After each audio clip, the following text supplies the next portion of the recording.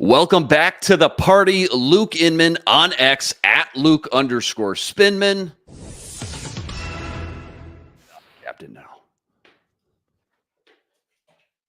What up? I'm Luke Braun of Locked On Vikings. No Sam Ekstrom today, which means this show is not going to be organized. Hey, Arif from the Wide Lev Substack. I've been told to read a book called The Island of Fabian Moreau. Not sure what it's about. Locked On Sports Minnesota Podcasts. It's endless Minnesota Vikings talk with the diverse voices of your local experts. It's time for the Minnesota Football Party. It's your guys hanging out talking next level Vikings football. So join in with Arif Hassan, Locked On Vikings Luke Braun, Superior Sports Talks Luke Inman, and Vikings insider Sam Ekstrom, plus the biggest names in Minnesota football for the Minnesota Football Party. And it starts now.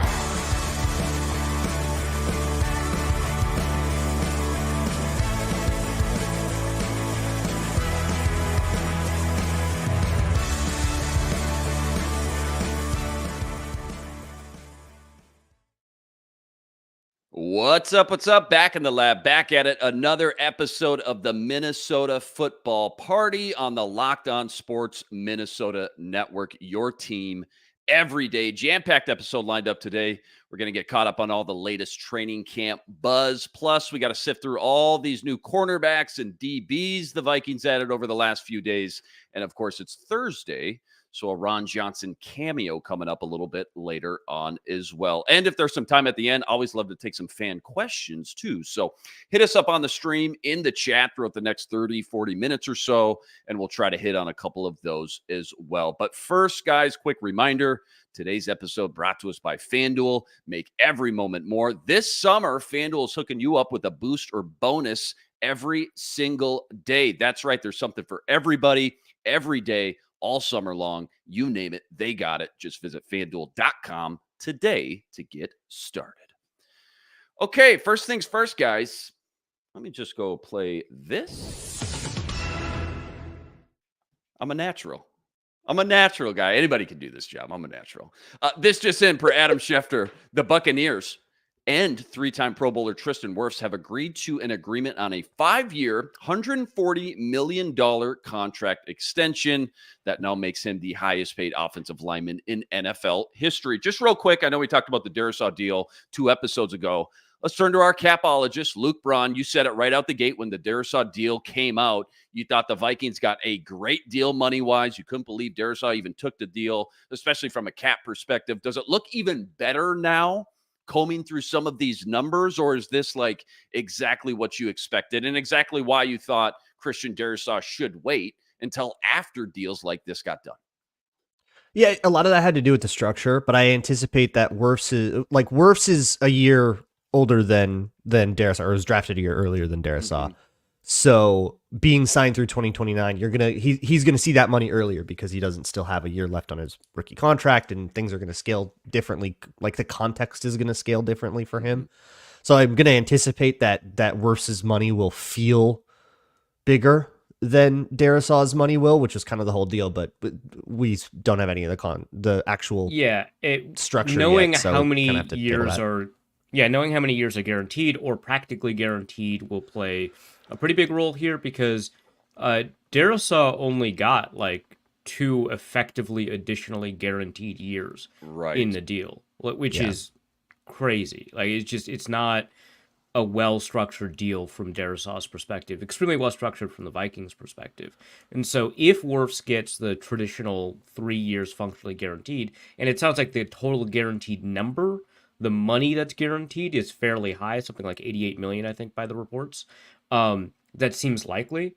So, from the Vikings' perspective, it looks even better. From Darrisaw's perspective, I think it looks substantially worse, given the Wirfs deal. But I will say, it is kind of tough to make these comparisons because Darrisaw is on the verge of being elite. Right. He is on... He's making progress towards that. He is like on the cusp of being elite. Wirfs is probably the best tackle in the NFL, not named Trent Williams. When Trent retires, I think it's Tristan Wirfs. The fact that the NFL 100 ranked him like 85th or whatever, which we've stopped paying attention to these things. I didn't even know that. I stopped. You just found out, Yeah. right? Yeah, is probably a decent sign because people love rankings and they don't care about this one. But if it was something people cared about, that'd be a travesty. He is an astoundingly good tackle. So I he wouldn't might be put there them in already. the same. Honestly, Trent Williams is old. Like the moment will come. Like it could week 1 this year. Tristan Wirfs might be the best tackle in the NFL. Yeah. So they're not really comparable. But I will say, from a structure perspective, this kind of highlights the problem with Darrisaw's deal from his camp's perspective. Yeah, just to echo you guys, I think we all agreed when we talked about this 2 episodes ago. Had he waited, he would have gotten a big chunk more, regardless of what happened with Tristan Wirfs. And I'm just seeing some of the numbers that are out here. Again, like you guys said, not all these numbers are out here to sift through, but that just drives this message home even more. Kwesi got a steal of a deal for one of the, not the best, but one of the best tackles in football at the price he did. It probably won't be more than a few years until he comes back to the table and says, I want more because I deserve what all these other top tackles are getting too. But just interesting to see right after Darrisaw got signed, just 2 episodes later, we sit here and see these Tristan Wirfs numbers. I just want to touch on that real quick, mainly just to see if I could play the buzzer and to see if I had what it takes. I think I do. Moving along, training camp buzz, a lot of training camp buzz. I just love this time of year because the clips that hit my timeline and kind of catch fire and go a little viral and everybody's talking about them and circulating, they're always so funny. They're very entertaining. I will say, I think we all know you got to be careful putting too much stock into a practice rep, right? Overanalyzing, maybe crowning a player or two after a sick player or two. That are we talking about the Lucky Jackson catch right now? Well, maybe. Yeah, that's one of them. That could be one of them. Yeah. Or the bullet in red zone drills at about the 15-yard line. He snuck in there. Okay, that one ripped. To Jay Sean Jones. That was Luke Brown. That was a pick. ball. UDFA. That was a BB, dude. That was a dart. What are we at? 7 practices? I want to say 7 practices in now. Obviously. And this is going to be an ongoing conversation. You already know it. But all the gossip, all the buzz is on this quarterback battle, right? JJ versus Sam Darnold. JJ apparently, again, just absolutely roasting a few of these sessions out there, whether that be 7-on-7s, 11-on-11s, red zone drills, whatever it may be. All we're seeing is, again, these darts, these BBs, touchdown after touchdown, big splash play after big splash play. I'm going to play Overreaction Thursday with you guys here in a little bit. This might be a perfect tease, a perfect warm-up for that. JJ McCarthy is going to end up starting week 1. Arif, is that an overreaction just based off everything you're seeing, everything you're hearing, or does he have a legitimate chance to take over? I mean, you know my answer. Yeah, it is. I'm not the fake Dov Kleiman where I think that he's been having a bad camp somehow. There's always one guy. There's always one. Right. But okay, by the way, so like Luke has this tweet where it's like, don't engage with these people. They lie and they make money off of their lies. And, I agree.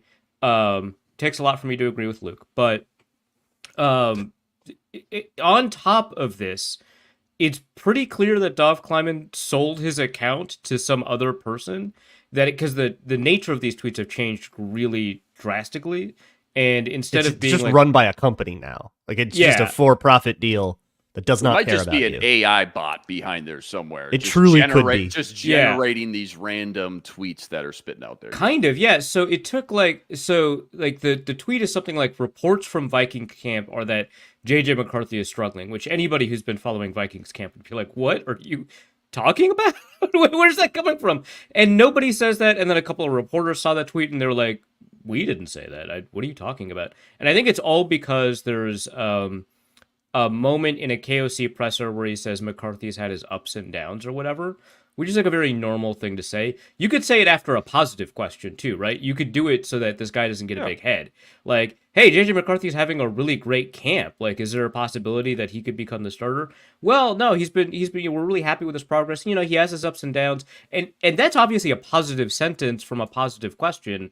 And you can turn that into a negative. So I just wanted to add that. But I do think that he's not going to start week 1 because I think that one of the things that you have to be careful about is you want that progress to be embedded in his habits, right? And one way to unravel all of that, one way to undo all of that, is to start a guy too soon. Right. Which is, again, the thing I think happened with TJ Clemmings. 100%. I'm going to die on that hill. Yeah, I still think it's way too early to even take a stab at something like this, to be totally honest. We talked about that last episode on Monday. I also think it's important just to kind of echo what you're saying. Take a step back and remember everything we were told since the day this dude was drafted was that they got this plan in place for him. They're not going to rush him. And if they're going to miss one way or the other, they're going to miss erring on the side of too much caution. So you brought in a veteran like Sam Darnold because you thought he could be your guy and help you win some games and be competitive. I think KOC is going to roll with the guy who can run his offense and weekly game plans and be most efficient.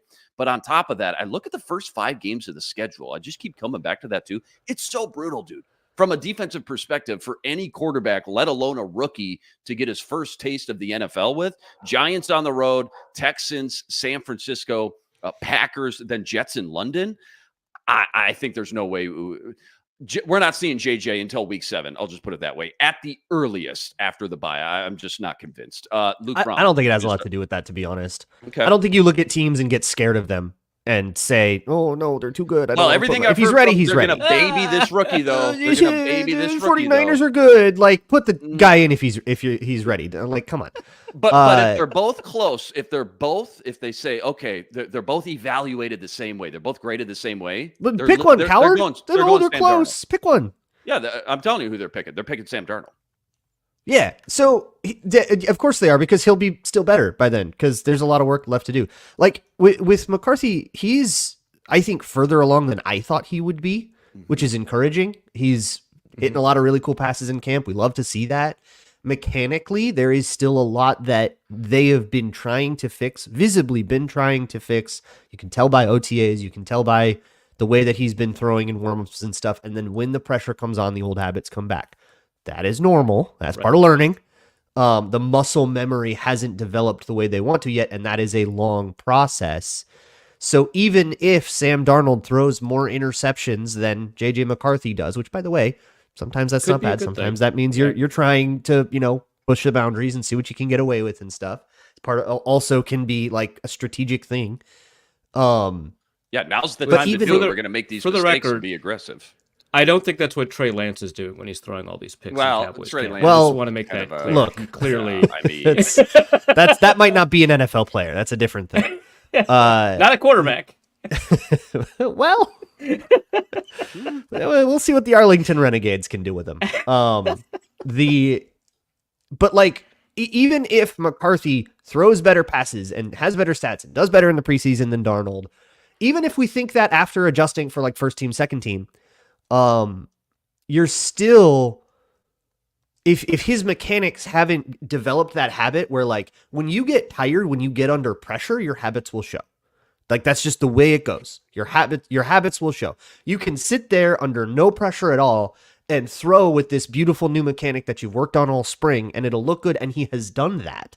There are, like, look at the OTA videos. His throws look different, but once he gets into team, the habits come back. So the step now is to get those habits to not come back and get so comfortable with the new way of throwing that it becomes what you revert to. That is a process that takes time. And that's okay. That's the plan. That's what we brought Sam Darnold in for. But I don't think that you get there in a month. So I don't think you get there by week 1. Yeah, totally agree. I was going to ask you, you brought up mechanics. Was there anything specific? And it's so tough. We're not there, right? We're not watching this live, but just from the clips, have you seen any bits of improvement mechanically wise? Again, just from training camp practice that you've kind of been honing in on, saying, oh, okay, this looks a little bit better already. This is good. Definitely. So the thing that I've been harping on is over rotation. So like, you don't want to throw like a baseball pitcher when you're throwing like a quarterback. Right. So what you want to watch his hips and his shoulder. When you finish the throw, those should be square to your target. You should be facing your target. It's not unlike a golf swing, where it should be like straight at your target. If your hips keep going, it means that there was energy that was torqued up that didn't make it to the ball. And that means that you're not like, you're not getting the optimal power. And that probably means that you're making up for it by using arm strength to really zip it in there. And that's what JJ McCarthy's just zinging everything, right? And that leads to misses and accuracy and stuff. And there are misses, by the way, in camp. Those clips don't exactly go as viral, but they are there. And I think that they're kind of due to this issue. If you watch like OTAs, he's over rotating a little less. He was like in college, he would go all the way around like a true baseball pitcher. His hips would be like 120 degrees. They'd be facing the sideline. Now it's maybe more like 70. But when the team drills go in, the over rotation goes right back to the way it was in college. But that's improvement. So we're getting somewhere, but that's gonna be a slow process because it's a really tough habit to break. If they start JJ earlier than everybody expected, whether it's week 1 or it's just early, before the bye, before the London game, is it fair to say that this whole Sam Darnold experiment then is over? Because I can't imagine they don't want to flip-flop, right? And again, unless JJ, they start him, they throw him out there, and he just looks utterly atrocious and just can't run the offense, or he gets hurt. But, again, if he can't run the offense, he shouldn't be out there anyways in the first place. And again, I know there's still plenty of time for all this to unfold, but is it fair to say that we probably wouldn't see Sam Darnold the rest of the way then if that were the case, if JJ, once he starts? Because I can't imagine a lot of flip-flopping is in their game plan whatsoever. Yeah, I think that's probably accurate. I think it's really difficult to go back once you start your like first-round rookie. I will say it has happened. The teams have benched first-round rookies in order to go back to them later. People like Tua Tagovailoa, Brian Flores. That's a good point. Kind of Mac Jones, I guess. It's happened. I know that it's happened a little bit more historically across the NFL. I remember people were talking about doing it with Peyton Manning. If I recall correctly, something like that might have happened with Drew Brees in San Diego. But which I guess he's technically a second-round quarterback, but he was picked 32nd. It counts. I think that, generally speaking, you're not going to be comfortable benching your rookie once you start him. I think it's just, once you own the offense, you own the offense. And Kirk Cousins has actually like made a pretty good point about this several times about, having unmitigated command of the locker room and the offense and having unquestioned leadership and having the team behind you in that capacity. Once you start that rookie, that's the guy. Everyone's going to be looking to that guy. Everyone's going to be defending that guy publicly. And if he's got, the leadership skills to take that on in the locker room, he's going to have the devotion of the locker room, right? So you can't bench that guy. It's going to make things really tough. Mm-hmm. I want to keep this conversation going. Don't go anywhere. We're going to bring in Ron Johnson, keep talking more training camp buzz. That's all coming up right after this. Quick reminder, today's episode brought to us by FanDuel, America's #1 sportsbook and official sportsbook partner of the MLB. We all love sports. We love them so much. We never want them to stop. But as the playoffs wind down, obviously we get fewer and fewer games to sit down and watch. But FanDuel lets you keep the sports going whenever you want. All you got to do is open up the FanDuel app and dream up bets anytime you're in the mood. And this summer, FanDuel is hooking up all customers with a boost or a bonus every single day. That's right. There's something for everyone every day all summer long. Right now, Vikings are 1.5-point underdogs week 1 versus the Giants. Over under for that one sitting at 41.5. Or baseball, obviously, in full swing. So whether it's strikeouts, RBIs, home runs, you name it, they got it. So what are you waiting for? Head over to FanDuel.com. Start making the most out of your summer. Visit FanDuel.com today. FanDuel, America's #1 sportsbook and official sportsbook partner of the MLB. Okay, let's bring in the legend over here. There he is, Ron Johnson, Gophers Hall of Famer. Check him out every Tuesday on the Ron Johnson Show right here on the Locked On Sports Minnesota channel. Ron, we were just talking about all the buzz coming out of training camp, J.J. McCarthy coming for Sam Darnold in that starting job. I kind of put these guys on the hot seat. I just asked them right out the gate. I said, J.J. McCarthy is going to be the week 1 starter. Is that an overreaction? What do you think? Overreaction, yes, 100%. I do understand the want to make him better than he is. I do understand the top draft pick, but Patrick Mahomes didn't start right away. So why are we in such a rush? Like, and again, I guarantee Chiefs fans probably when they drafted Mahomes, honestly, Chiefs fans aren't as desperate as Minnesota Vikings fans. I think they knew what they were getting with Andy Reid, and they were like, you know what, let's see what happens with this kid. I just feel like Minnesota Vikings fans are desperate. They're not willing to wait for the process of Sam Darnold, let him get through what he can do, and then let JJ learn. The one thing, I've been out there a couple of times now, I was out there Monday, and we did another show on Tuesday for Vikings Daily. Go to Vikings.com to check that out. And even in Vikings Daily, I was kind of honest. I'm paid by the team. I'm there for the team, but I also have to be honest, and I can't lie to the fans. And this is what I'll say: JJ McCarthy is going to be good. When you see his throws, when you see the ball come out of his hand, is great. Mentally, he has to learn, and that's why I think it's not smart to put him out right away, because every throw when it comes to team and 7-on-7, more so team than 7-on-7. 7-on-7, he's pretty good. Team, he's just a half second late. And in top NFL games where your receivers can get blown up, games where DBs are trying to pick the ball up, that doesn't work. It works in practice because guys have a bubble around Justin Jefferson. They have a bubble around Jordan Addison. They're told not to like tangle legs up to contest a pass. If we can see it on film, if you're there, just be there. And a lot of times that would have happened. Some of the reads he's making, I mean, you could see some of the coaches, and not just him, receivers running the wrong route maybe, or a guy not doing what he's supposed to do. But I just noticed in certain situations, red zone, it's just a split second late. And it's not like it's bad. It's just late. Like even the deep ball, everybody's like, oh, he threw a 50-yard deep ball to, I think it was Tristan Jackson. He had to wait for the ball. If he throws it sooner and lets it go, he's running under it, and it's a beautiful touchdown. He's waiting like, okay, is he going to be open? Okay, he's wide open. Let me throw it now. And then you underthrow the guy. And so that's just him not thinking as fast. We remember Cam Jordan made that joke about Kirk Cousins, quarterbacks that think fast or whatever and make fast decisions. Those are Pro Bowlers. Some are the quarterbacks that think slow and make good decisions. We call that a Kirk Cousins. I think that was dumb because that makes zero sense. Kirk Cousins is really good.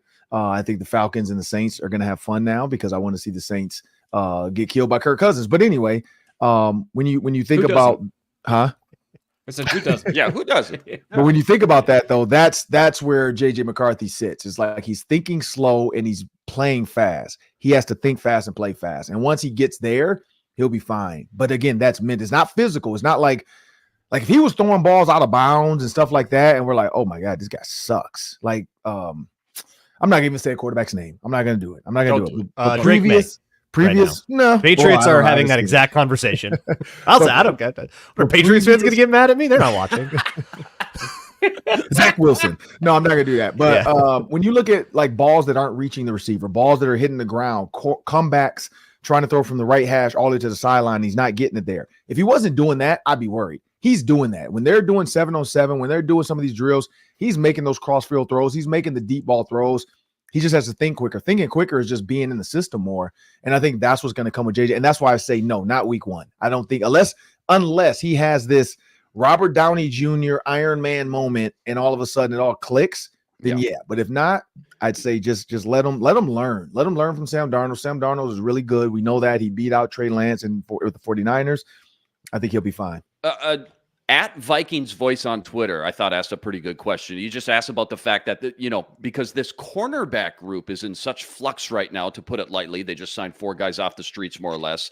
That should be a part of the conversation when we're evaluating all these quarterbacks and some of the plays, especially with the second team and things like that, when we're watching JJ slice up this secondary, knowing some of these guys he's throwing against. Some of them just got here a few days ago. Yeah, well, I will say Tuesday, what's his name from the Dolphins? He had just got here, and McCain. Was that McCain? Yeah, McCain. Okay. Yep, he just got there, and he was already running with the ones in the nickel. So clearly, one, Brian Flores trusts him, but 2, he's good and he's better than what they had. Because it was. I think that was Moreau. That was with the ones. I think McCain was with the 2s. No, on Tuesday. Oh, Moreau wasn't there yet in the slot. Yeah. Yeah, they had McCain in the slot. So you had Byron Murphy Jr. on the outside, you had a Caleb Evans on the other side, and then you had McCain on Tuesday in the slot. Now I don't know if that's just, hey, this is what we got to do. We got to do it. Maybe that's why Fabian Moreau got signed. But they did have McCain in the slot because me and Gabe Henderson were standing there. We're like, oh wow, like this guy just got here and he's already out here with the ones. But again, it could have been that period. It could have been Brian Flores. Like, look, this is training camp. I got to see what I got right now which doesn't make everybody feel great about Shaq Griffin's injury. Because maybe it's worse than what they think it is. And that's the other, or maybe it's a longer sit out period than what they assumed. Which is probably why they went and got another cornerback in Fabian Moreau. But yeah, McCain was in the slot, which doesn't vote well for what they had or bode well for what they had in the slot. But again, Byron Murphy traveled a little bit when they motioned. They didn't do the pass off. Byron Murphy motioned with them a little bit too. So maybe it's one of those, like, I knew the plays because we know it's scripted. Right. And I knew who I wanted where. And so maybe that was part of it too, to just see what does this look like when we do this. He had Josh Metellus. Basically had 6 DBs in the field. Josh Metellus, Cam Bynum, and Harrison Smith were out there with all 3 cornerbacks. But Josh Metellus dropped down and played in a linebacker spot. So again, this is just more Brian Flores kind of like just probably piecing guys together to see who fits. Yeah, I think he's saying, okay, let's sign a handful of guys. It's either this or we go sign one name brand guy, a stud, like trade for Marshawn Lattimore. Not saying he's a stud, using that term loosely, but like, here's 4 new guys. He probably brought them all in, sat them all down and said, listen, 1, maybe 2 of you can go in there, go fight and go earn yourself a job, and may the best man or best men win. We're going to throw you in the octagon, let you battle it out all out. And on the other side of this, if you survive and make the team, there's a real possibility, just looking at this cornerback room, some of you are actually going to get legitimate playing time out of and they also had, I forgot to say, they also had Jay Ward playing corner too. Oh, wow. Okay. So Jay Ward. It's a whole. Yeah, Jay Ward came down and played a little corner. So I think they were trying to, because like that was the other thing Gabe pointed out to me too. Because McCain was in there and Jay Ward. So again, I maybe that's why Fabian Moreau got signed, because they're not sold on either, or they're not sure. But yeah, they're piecing stuff together to see what fits. But Jay Ward, I'm gonna be honest, where Jay Ward was, I'm not gonna give too much away because I know we're not supposed to video it, it's not out there, but where Jay Ward was, it fits what he does. Like, they're not asking him to travel and run and take a receiver on a post corner. Playing a little bit more like quarters coverage with him, knowing, look, this dude plays safety. He can play outside quarters. Just, you got this quarter of the field. Don't let anybody get deeper to you. If nobody gets deeper than you and there's no threat to that slot guy, and we know he's going across the field on a deep over, you're going to charge up and you're going to take the flat. So again, like I said, Brian Flores, that's why I think so many defensive guys like, man, I'm excited about this Flores D, because he's doing some stuff where it's going to make coaches think like, how are you even getting to that coverage with this look? But he's doing it. Maybe it won't be long until they sign Xavier Rhodes as well. He was tweeting out, I'll be in purple soon. Not sure what he meant by that. Got the fans buzzing. He's going to be there at one of the practices in the gear. He's coming back. Yeah. He's a part of a branding company now as well, where he's trying to get his name back out. I think. Possibly. He's trying to get his name back out into the community of sports as a whole. He did like a business symposium as well with his agent, because I reached out to his agent about getting him on my show, and he's doing some like business symposium stuff where I think he's trying to build that brand back up, whether it's like Rhodes clothes, coming up with like cool stuff he can go talk about, like I think he's trying to build a life after football brand. Yeah, very cool. Reef, what do you got for Ron? Yeah, so I mean, like, obviously with the secondary kind of in the state that it's in, there's like a lot of reason for concern, but it feels like there is some quiet optimism about, the pass rush, what's happening up front. People are pretty excited about like Levi Drake Rodriguez, obviously the nickel package of like 4 edge rushers, people are pretty excited about that. Do you think that is going to be enough to kind of overcome some of those concerns about the secondary, or are they going to need like a more complete defense before we can be comfortable? So again, I go back to the coverage, and I can't say too much about it. And I'm pretty sure, because I talked to a couple coaches after practice, I'm pretty sure we're not going to see a lot of it in the first 3 preseason games. But this is what I will say about the coverage. The coverage will be dictated by the alignment and the blitz. Now, I hate to say it this way because it sounds like coach speak, but the blitz will be dictated by alignment. So there's certain things that certain players are going to have the autonomy to do based off what they see, and the other guys know it's going to happen. So, just to kind of say it, it's kind of like as the four of us are playing, nickel coverage. And I know that you were the slot corner, Harif, and I know your receiver motioned over. And now I know Luke is on the other side in the slot and he didn't have to move and he's now going to take your guy. I know you're going to blitz. Mm-hmm. So there's going to be triggers like that guys are just going to have to play off of each other and trust. There's also, and this is my speculation, I don't want anybody to think I know anything, that the similar Josh Metellus twist will now be Josh Metellus twisting with an end or an outside linebacker. So it adds that element to it, whereas as a safety playing in the box, he can also twist inside and then twist outside in twist outside and the outside linebacker can twist underneath him. So there's some things to that. There's a lot of things they can do. So our corner is going to matter, yes, because you're not going to get to a quarterback every single time, and that's what happened last year. If we remember, it was a lot of like going after the quarterback, all hell broke loose, and then what's his name, the Steelers quarterback Justin Fields, dices him up. When you look at Jay Ward, when you look at Bobby McCain, when you look at Fabian Moreau, I think they're just trying to figure out who can play what and how can we play this. The other thing too is Andrew Booth, quote unquote, was in front of Fabian Moreau right now. Byron Murphy Jr. And then when you look at Bobby McCain, they have him with the free safeties, but they had him, and that's why I think him and Jay Ward maybe were playing a similar free safety position that's in the nickel, which actually makes more sense now because they both were doing the same thing. And then they had Cam Bynum back with Harry in the top of the half, like in the bird's nest. So it's like I don't know what it is or I don't know how they're getting to it, but Jay Ward and Bobby McClain were both playing this like safety nickel position because they both were in the slot. And then there were times where Jay Ward actually went outside of Byron Murphy. So again, I don't know what it's going to look like. I think Flores literally is a guy throwing paint at a wall or spaghetti at a refrigerator and seeing what sticks. Just because you kept saying nickel so much, it reminded me of when Brett Favre had to ask the backup what nickel even meant. He had no idea what nickel was. Just a great memory. Luke Braun, it's what do you got going on? Five PBs, man. 5. What are you going to do, Ron, for your Jalen Naylor victory lap? You've been singing this guy's praises for 2 years. He's going absolutely gangbusters at camp. It's real, right? It's time. I'm not doing anything because I don't want to do the lap and then something happens to him. I want that kid to just stay. Fair enough. Under the radar. I'll continue on Fox 9 and Tegna and Locked On and K-Fed. I'm just gonna talk about the team. I'm not gonna bring up old tweets or anything like that, like I did with Adam Thielen. Because he's gone now, so maybe I ruined it with my tweets about Adam Thielen from 9 years ago. But no, I'm not doing that. I will say this though. The one thing I like about him is one, we know Jordan Addison, something's probably going to happen with him off the field, or field wise. I don't know if it's 1 game, 2 games, 3 games, whatever. Jalen Naylor right now is showing that he can be wide receiver 2 right now. Aside from that, too, Robert Tonyan looks really tall. Like he looks like a big dude. And so, but he also in the red zone, he's another threat. So instead of maybe having 3 receivers in the red zone, I think we're going to see a little bit more Robert Tonyan in the red zone. Assuming he's healthy. Assuming he's healthy. But yeah. Him and then Johnny Munt. Those two, at least Tuesday.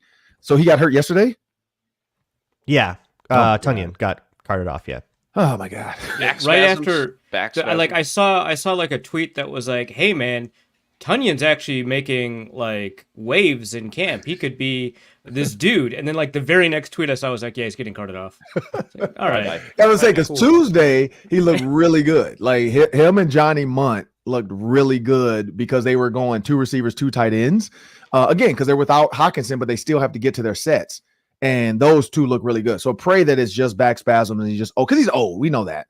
Todd Heap had the same issue my 3rd year, and he was fine. He just had to sit out a couple days and get some shots and get a massage and all that stuff. Some CBD oil maybe, but hopefully it's just back spasm or something like that because he is old and it's one of those things where you forget as you get older, you put more weight on because he's a big dude. He's a big looking dude at tight end. The one guy I thought he's going to do more up to this point. He hasn't is N'Keal Harry. I was expecting to see more from him, and we're not really seeing anything from him. So I don't know if this experiment with him is going to work or not. Well, maybe with the injury, maybe he gets a little bit more opportunity. They got 8 tight ends in the room, though, Luke. That's a lot going on, man. Muse, we got a lot going on in that room. Absolutely. Like Ron, 8 tight ends is nuts. That's insane. What are we doing at this point? Nuts. Yeah. Okay. 2 tight end packages. I get it. 3, 4, 4 tight end packages. What Let's do we go? Ron, we know you're a busy guy. Thanks for stopping by. We'll get you out of here. Ron Johnson on Twitter at 3Ron Johnson. Check him out every Tuesday on the Ron Johnson Show, part of the Locked On Sports Minnesota Network. Ron, pleasure as always. We'll talk to you next week. All right. And by the way, Luke, I saw your well to the Jamar Chase for Jordan Addison. Oh, look at what they're doing now. We might be talking about that coming up next. I don't know. Joe Burrow might shoot somebody if that happens. Yeah, he ain't going to be He can come too. Yeah. I was say, give him J.J. McCarthy and Sam Darnold for Joe Burrow. Zach Taylor will be fine. And the facility. You can have our facilities too. Like, I love it. all right. Appreciate we'll you guys. get you out of here, Ron. Good stuff, Ron. Ron Johnson, ladies and gentlemen. Ron Johnson. All right. Let's go back to the 3 box here. 3 box. Thank you. Okay. All right. Don't go anywhere. We're going to play our Overreaction Thursday, and that's all coming up right after this.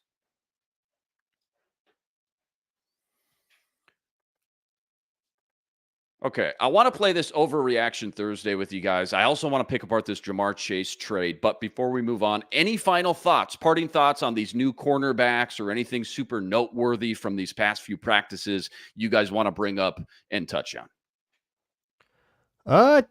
Everybody's keeps talking about how Dallas Turner looks really fast, although I haven't really seen like the defining highlight yet. And I don't know. Hard in practice, might have to see that in the preseason. Yeah, again, it's tough when you're not there live. We're just picking through everything on Twitter. Gabe Henderson, who's obviously a very credible source, his 3 big takeaways from yesterday. Jonah Williams was A+ once they put the pads on in the run game and the pass game. He said Ty Chandler looked super explosive. And apparently Caleb Evans, we've talked a lot about this cornerback group. All these guys getting work with the ones and inside, outside. Apparently Caleb Evans has put together multiple good days as well. So I know he's kind of gotten lost in the shuffle a little bit. Obviously, we all assume he's going to be in the mix for that number 3 spot, but those were Gabe Henderson's big 3 notes, big 3 takeaways from yesterday. Yeah. The other thing probably worth mentioning, Cam Bynum, who should be in a contract negotiation right now. Right. Also killing it. Right. Yeah. Also getting his hands on the football a lot. And Theo Jackson feels like he's kind of blowing up. Dude, a lot of the more dangerous throws you're getting safeties from Darnold. Yeah, dude, we joke about 4 safety looks. We joke, but seriously, if we're just putting our best guy, we were talking about, hey, whatever Big quarterback Nickel is 3. the best. Like you're not that far away. Well, and it's funny too. We make a lot, we stress and have a lot of anxiety about what this cornerback room is going to look like, especially in the nickel. Josh Metellus was getting run inside at nickel corner when they were in the nickel with the first team too. So, I mean, yeah, you're right. With these 3 safety looks, plus they got 4 capable safeties back there now as well. It just takes a little bit of pressure. I'm not saying you don't need 3-4 good cornerbacks in the NFL nowadays, but it does take a little bit of pressure. And I think sometimes maybe we forget that because we're honing in and putting these cornerbacks under the microscope. Jamar Chase trade. Did you guys see that? Jamar Chase, FanDuel. Was it FanDuel who kind of conjured this whole thing up? This is it's just a FanDuel what if post. Okay, There's no rumor. There's not a trade thing or anything. Here's more interesting news, actually. Okay. Simone Biles just hit 15.766 in the vault. That's insane. Jesus It's truly Christ. nuts. Come on, dude. Golf clap. Come on. And She's impossible. Dude. Like what she does is impossible. She looks Like, like other a people are Super Saiyan. It's crazy. Other people are struggling to hit like 14.8, and she's like, yeah, 15.76. So is she like the what's a good like there is no NFL comparison. Like Tiger Woods, Tom Brady. She's doing Katie Michael Ledecky Jordan. but with gymnastics. Like Yeah, so there's no NFL comparison because no NFL player has so far exceeded their field like Simone Biles or Katie Ledecky has. Man. I'd say in hockey it'd be Wayne Gretzky. That's Wow. maybe the closest you Wow. can get to a Major 4 comparison. Dude. But yeah, Biles is yeah, nuts. there's like no argument that Wayne Gretzky is the GOAT. Yeah. Biles has like 4 or 5 moves named after her. She did a tumbling pass and the commentators were like, that's the Biles 2 because that's the second one that was named after her that she invented. It's like in the 1950s when the first guy did like a chop move or a swim move, and they're like, "Oh, I've never seen that before. We'll just name that after this guy, I guess." Okay. Yeah, no. What if your D tackle was quick? Oh my God, it's Alan Page. Yeah. Right. Yeah. Kinda. Yeah. It's like, oh, I mean, that was not normal back. Like it was not normal to have. We've never seen a quick defensive tackle. This guy runs races for a living. Deacon Jones. Yeah. The first. Yeah. It's like if you named the first three edge Jones. package was the Purple People Eaters. Yeah. Like but Alan Page was an edge that played inside and like cooked guards. So Simone Biles actually gets underscored because she performs moves so difficult that they artificially lower the difficulty score because they're too dangerous, and having a high difficulty score, there's an incentive, right? Because you get more points for more difficult stuff. Yeah. And so the move is so dangerous, though, they don't want people to feel like there's an incentive to do it. So they reduce the difficulty score so people don't actually attempt to perform it. She does it anyway because what else is there to do? She's Jordan after 3 rings. She's bored, right? Like, dude, yeah, that's insane. I can't wait to go check out those. She's ennui man. about the Olympics. That's absolutely insane. Okay, wait. So here's the thing with any Jamar Chase stuff. It's not real. It's just FanDuel being like, what about this? It's fantasy football content. Can I read it out? What they even drew up just in the first place? Yeah, sure. A 2025 first, which so now we have 0 2025 picks. Well, not really, but you know what I mean. 2025 first from the Vikings, 2026 second rounder, and Jordan Addison for Jamar Chase. Who says no? The Bengals. Yeah. How you gonna afford Jamar Chase and Justin Jefferson? And okay, well, all right, you got to. But so I think we have a duty. We have a moral imperative to spread this misinformation as much as we can and really make this a rumor that goes and catches fire. I think we owe that to Bengals fans in particular. Yes, we do. Yep. 100%. Yep. Oh, Reef's getting the text right now from Shefty. Shefty locked it in. You got it. I hear there's what am I allowed to say when it's fake? There's steam. I think I'm hearing buzz. There's rumblings. Yeah. Buzz. Yeah. Where there's smoke, there's fire. I'm just saying. Yeah. You know, they wouldn't be. FanDuel knows, right? The bettors know. The bettors know, and definitely the social media accounts of betting platforms. Well, yeah, they're in the building. They know. I mean, they know everything, right? They already know what's going on. They wouldn't be posting that if there weren't some reason. I'm going to post an eyeball emoji. Yeah. Okay. There you go. Yeah. So let's say they did pull it off, which we all agree is absolutely just Disneyland, La La Land stuff. Let's say they pulled it off. What would the Vikings win total increase to? It's at 6.5. I want to say might be 7.5. Depends on the day. I thought 7.5 last. I should maybe 7.5. It changed. I've been doing my. It's wrong. I think it's 7.5, but favorable for the over. Oh, favorable. Okay. Okay. Sure. But I would. Is a game 8.5? I would say almost a game, not quite a game. So I'd say favorable for the over. Yeah. Wow. Yeah. Minus 168 under 7.5 wins. So if you think they're gonna do better. Yeah, so they're probably going to move it to 8.0 soon. But, if they trade other way. Other way. Other way. Bump it to 6.5, you're saying. Or to 7 total. Yeah, it's plus 134 for the over right now. Yeah. But if you added Jamar Chase, I think you add like 0.75 wins or something like that. Yeah, I don't think it's like that. It would probably stabilize that to 7.5 at like, minus 110 odds either way, something like that. How fun would that be? That'd be like video game stuff, though. Jamar Chase. I mean, it'd be fun, but you don't have like a quarterback right now. Like eventually. Do you really need one? Yeah, I mean, we've seen Larry Fitzgerald in Arizona, man. Yeah, but there's never been 2 Larry Fitzgeralds on the same team. You don't know what that looks like. We've watched the Bengals, actually. Yeah. No, you're right. Browning was fine. You're right. Oh, the old John Kitna years. John Kitna, man. Unbelievable. All right, so we can put that trade to bed. Kind of fun. Tells you, all right, we're still in the thick of the offseason still. I know training camp started, but okay, credit to FanDuel. They got us talking for a little bit. All right, fair enough. Okay, we got about 10, 12 minutes left. I just want to run through this Overreaction Thursday with you. Here's the deal. I got a list of topics revolving around the 2024 season, obviously pertaining all to the Vikings. I'll just read them off. I just want 30-second response, a little breakdown, whether you agree or not. Now, these are all pretty bold predictions, hence the overreaction part of this. But maybe you'll think some are a little bit more feasible than others. We got to get some tunes. I can never remember what is the good music on here. And okay, we'll go with The Rock. Don't want to go. Works. We'll go with The Rock. Okay, First one up. Overreaction Thursday. First one up. Jalen Naylor will record better stats than KJ Osborne did in his best season in Minnesota. So his best season was 50 receptions, 655 yards, and 7 TDs. That was all in 2020. 7 TDs is kind of stupid. Yeah, 7 TDs I don't see. 50 receptions. It was like all third downs too, right? It was Just much all third full on down, Jarius yeah. righted it. It was like 2-minute drill, fourth quarter. That's what it was. Like, it is insane that we went from a Jarius Wright to just the next Jarius Wright exactly. I know. Same career trajectory and everything. Dude. There was like a year where we didn't have that, right? Like there was like a Well, his rookie year he wasn't there, but yeah. yeah. Yeah.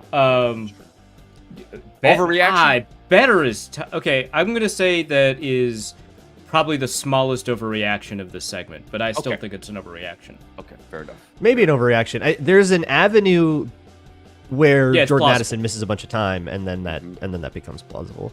Yeah. Okay, fair enough. All right, next one up. Why would Jordan Addison miss time? What are you talking about? Yeah, what are you talking about, dude? What do Is he you injury know? prone? Is that- Let me drive down to the airport and wake him up. Dude. We can ask him. Too soon. Okay, next one up. The Vikings will have a top 16 running game by most metrics. So top half of the league, efficiency, yards per carry, yards per game, carries per game, et cetera. Now, remember, they've been absolutely atrocious for back-to-back years. Bottom 5, bottom 3 in a lot of efficiency metrics in 2022 and 2023. So top half sounds doable, but actually it'd be a huge leap. Is that an overreaction? To actually just have a normal It's like too running measured, game this year? I feel like.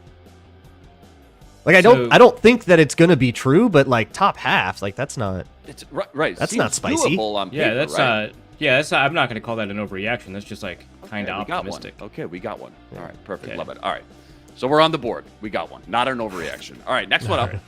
Vikings will take back their home field advantage at TCO, flip the script from 2-6 at home last year to 6-2 or better. Overreaction. I guess not, but they'd have to probably be a good team, which at the moment the people in the know, the sharps, the gamblers say they're not a good team. But I don't think it's an overreaction. I think it's unlikely. Yeah, I mean, what do they got to do? That's probably an overreaction to me. Yeah, I think. probably an over. 6-2. There's some games there that feel very tough. Yeah, at home. Like especially. 6-2. Absolutely, yes. That means you have to go 2-2 against Texans, San Fran, Texans. the division. Yep. And then Packers, Lions. That's like probably 3 or 4 of those will be like top 3 seeds in their conference. Agreed. Yeah. Yeah, You got to beat all those at home? Yeah, I don't think so. I mean, hey, they're supposed to have one of the better half of football's home field advantages in the league. You can't go 2-6. And granted, backup quarterbacks last year, et cetera. But even like 4-4, I think is obviously much more realistic, but that's probably not cutting it. You had the turnover thing, so there's like regression arguments, but like there's also the which one of those games does Sam Darnold throw 4 picks in? Totally. Nope, I get it. Right. I get it. Speaking of the division, then 3 teams from the NFC North will make the playoffs. Overreaction? Major overreaction. Yeah, I guess. Chill out. Yeah, it's probably Lions, an overreaction. Lions favored. Packers should make it. There are worlds where it like Jordan Love isn't, it was a fluke or whatever, and it doesn't work out. But probably Crazy. Yeah. But I think the Bears. I think people are a little bit too much. Like the Bears will be on the cusp, maybe. Well, they won but 7 I still games think they've last got. year. They won 7 games last year. Yeah. They win 2 more games than they did last year. Here's the deal: is that all 4 teams have, I think, a really high degree of uncertainty, right? Because the Lions are a run-forward team. With You're parlaying too many outcomes. Yeah, like that's exactly it. Is that a lot of things have to go right for a lot of these teams. Like Jordan Love has to be as good as many people think he is. Not maybe as good as the Packers or Packers fans think he is, but still has to be as good as many people think he is. The Lions have to sustain their relatively unsustainable success. The Bears have to get a lot out of, admittedly, a first overall pick as a rookie, but have to get a lot out of a rookie quarterback, which, it's tough. I mean, we saw CJ Stroud do it, and then we saw 3 other quarterbacks not do it, right? Like, it's difficult. Right. So, I think that too many things have to go right for 3 to make the playoffs, but it's like one of those things where you can write the story of how it happens, and then it feels very plausible, because once you outline the path, now suddenly the odds increase in your brain. No, that makes sense. That's a good breakdown. Speaking of, so just stick with the Bears here for a second. The Darnold, J.J. McCarthy combo here, because we don't know who's going to play how many games, but that combo will put up a better stat line than Caleb Williams by season's end in 2024, once it's all Do said. interceptions count? Yes. Overreaction. Yeah. We're gonna turn the ball over, y'all. I'm sorry. Like, it's not gonna just like magically get better. Sam Darnold is incredibly turnover prone, and we have a rookie quarterback. Like, we're turning the ball over. It's gonna happen. So the Vikings have like a better supporting cast, but not by that much, if we're being completely honest. And Caleb Williams is a more well-regarded quarterback than the guy that went several picks later than him, and Sam Darnold. Like, I'm optimistic about Sam Darnold, but we've got to be real about this. Like, who would you rather have, the number 1 overall pick or Sam Darnold? You'd probably have an unknown number 1 overall pick. Yeah. So, I think that's an overreaction. I think it's more likely that Caleb Williams has a more efficient season. But I do like the Vikings' environment for developing a quarterback. Yeah. No, all fair points. All fair points. Next one. When both on the field, because we don't know what's going to happen with Jordan Addison exactly, but Justin Jefferson and Jordan Addison will be the best wide receiver duo in the NFC, just from a pure statistical lens. So let's think about, okay. Yes, they will. I'm just going to go with it. I don't even care. Go. Yes, absolutely. Wait, more than Nakua and Kupp and Yep. Lockett and say Metcalf? Nakua, Keenan and Yes. DJ Moore, Ayuk and Debo. Ayuk and Debo. Addison looks insane, actually. and I'm just going crazy homer on this one. Oh, You I can't like stop it. me. I like it. Okay, I'm going to go with the 49ers have a better duo, but that's probably it. I would say Philly. Ayuk's not going to be a 49er. But yeah, That's a good point. He was Philly's a good one. Philly too. was who Philly's came a to my good mind first, Yeah. but nope. Addison and Jefferson.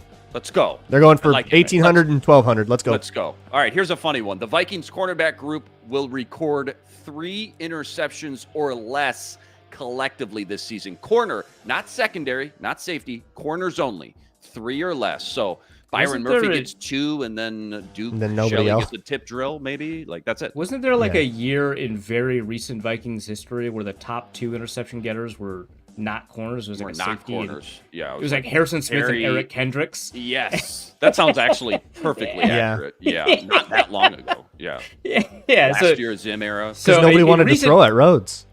Rhodes were That's the reason. You got it.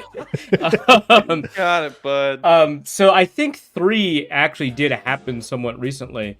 I'm gonna say that's still probably an overreaction. 3 is a really low number, but it's very plausible. Right? 3 is super low. Interceptions can just come off of like totally unearned tip drills, random. Yeah, or just like bad throws. You're gonna find someone's Like backup thrown right quarterback to you, that yeah. just like throws a duck at you and it's easy or something or a Hail Mary and you get an interception that way and you log one. Like, so I like 3 is really low. Just by like happenstance, you should be able to get that, but like my jaw wouldn't hit the floor. Right? Yeah, it'd just be like, yeah. I mean, we kind of saw this sort of. Oh man. Okay, so maybe not an overreaction, but kind of close. On the fence. All right. Lewis Cine and Andrew Booth will both be cut before week 1. Overreaction. So this does not include trades. I still think it's not an overreaction. Oh yeah, if it doesn't include trades, it's an overreaction because Lewis Cine would the dead money would eclipse his actual contract value. It'd be cheaper to keep him than to cut him. So I think you'd have to like Jesse Davis trade him. So on a technicality, it's an overreaction. No, Yeah. but I'm But glad we're talking about that because I think some Yeah. fans are still a little confused or just assume that they're both toast. But Lewis Cine specifically, you're totally right. It's a great I reminder. mean, it's contract- functionally you're doing a 7th for 6th swap Oh, yeah, in it's a Cam 2025, so Akers someone trade. takes the cap. Yeah, it's a can. For someone that had a high draft slot, you're Jalen Raegering it. Yeah. But with Booth, he is having a pretty bad camp, but I kind of still feel like special teams might get, like, he was very important on special teams last year, and that got him active and that got him in games. And I still think, even no matter how bad he is at corner, that still might make it on the roster, especially with Najee Thompson hurt. No, all fair points. It's going to be very interesting. I know that topic is kind of lingering in a lot of fans' minds, in the back of their minds. Next one up, Will Reichert will have 3 or more game-winning kicks this season. Overreaction? I think so. I mean, Yeah. 3 or because more. Surely they won't have 11 close games again. right, yeah, right, which is what we said after 2022. But you have to think about the number of wins, which let's say it's 7, right? Like that's where we're at right now. Yeah. Are we confident that almost half of them are going to end in game-winning kicks? That's kind of Actually, kinda. They haven't won by more than 3 scores since 2020 Dude, it's so true, though. They haven't. They literally haven't. The O'Connell They're Vikings in one do not know score. how to blow someone out because they don't have a run game. But Zimmer didn't either. Zimmer was always about the one-score games as well. Like, he just would not. not quite. Zimmer Sometimes was- they would just absolutely dunk on someone. Yeah, we just don't remember. There would be a some of those random games, but, Limbo Joseph in Philly game. There's or something. there's a reason Yeah. that Zimmer for a long time was an ATS god. Like he consistently Against destroyed the yeah, spread. constantly. I think the first game, that first Packers game by 17, is the largest margin of victory in the Kevin O'Connell era, and it That's was the only kinda only sad. one. Feels like it kind of Yeah. checks out. Yeah. But I feel like a lot of these things tend to regress, and game-winning kicks in half of your wins is asking, I think, quite a lot. I think it's an It's overreaction. exactly That's so what the true. Vikings are If gonna they do. win 6 games, that means he'll kick a game winner in half of them. That's so It's true. the perfect kind of impossible thing. It's so Vikings. I got 2 left here, then we'll get out of here. Dallas Turner will start and play in every game this season and be a foundational core piece of Brian Flores' defensive game plan. Not an overreaction. Depends on what you Probably mean by unlikely. It's just tough to Not an overreaction. know if that dude's going Yeah. to start all 17 games. Is a lot nowadays. It's tough. Play in all the games. I think that should be a given. Right. Just by being so will Patrick Jones. But starting over Van Ginkel is a lot. But hey, Van Ginkel's hurt and Dallas Turner's showing out, so maybe we get there. Yeah, so I don't think it's an overreaction. Again, it's one of those where probably not likely, especially when you account for the injury thing, where it's hey, maybe he misses a game or 2. But I don't think it's an overreaction. I think it's pretty reasonable to think that that's the case. Okay, last one here. I was listening to an interview with Scott Hansen. He was plugging the Olympics right before the Olympics started. They asked him He's for doing one. a great job. Dude, he's by the way. crushing. He bled. Yeah. Dude, he's crushing. They asked him, though, for one bold prediction for the NFL season. He said he thinks this new kickoff rule we're going to see is going to end up obviously turning into way more kickoff returns for touchdowns than people think. Like, the teams with the best return guys are going to have a huge advantage this season, or at least until teams can start to adjust and adapt and figure it out. So, King Kene returning kicks for the Vikings, 3 or more touchdowns on special teams. Overreaction? He's had 2 Really? years A of lot. 2, right? Yes. He's had 2 touchdowns twice. Yes, but 3 feels like a lot. 3 is Feels a lot. insane. 3 is. But a if the ton. rules make it so it's not so insane, then I guess. Dude, there's such an Yeah. unknown about this new rule. Like, nobody knows how it's all going to shake out. I mean, how about this? By the halfway point of the year, there'll be a large portion of the fan base / media, whatever, that says there's too much scoring on these kickoffs, and they demand We never them know to what we fix want. the rule and go back the other way. That's what they're- hated the kickoff return rules before. Yeah. To neuter Cordero Patterson in his prime is a crime. I've just never heard it. I mean, you're right. I've just never heard it laid out that way. With that verbiage, but Look, man, this guy was chasing records, dude. This guy's the greatest kick return of all time, and you're like, yeah, no more kick returns. Anyway, not cool. yeah, that's an overreaction. 3 touchdowns is a lot. 3 touchdowns is a lot. I am very curious, though, and intrigued about how this new kickoff rule ends up shaking out. We got to get out of here. Huge shout out to all the everydayers out there that always make us your first listen. When you're done with this, got to go check out Luke Braun on Locked On Vikings. Arif Hassan, always ripping it up over at the Wide Left Substack. We're back Monday with the full crew. I'm sure talking more Vikings training camps, news, and notes. Go like this video, subscribe to the channel, help us get to 8,000 subscribers. That's always much, much appreciated. All right, that'll do it for us. Luke Braun, Arif Hassan, Luke Inman on X, at Luke_Spinman. We'll see you next time. But until then, signing out.